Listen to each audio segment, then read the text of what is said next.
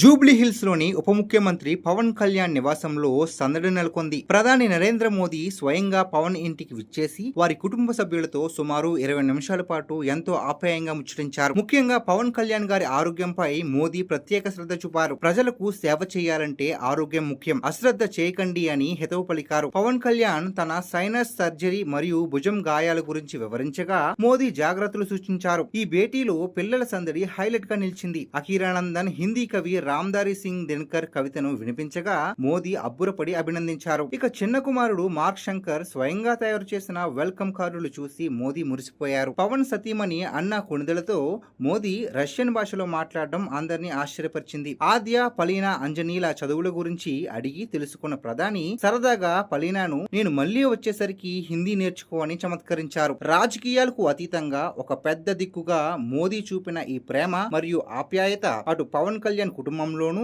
ఇటు రాజకీయ వర్గాల్లోనూ hot topic గా మారింది.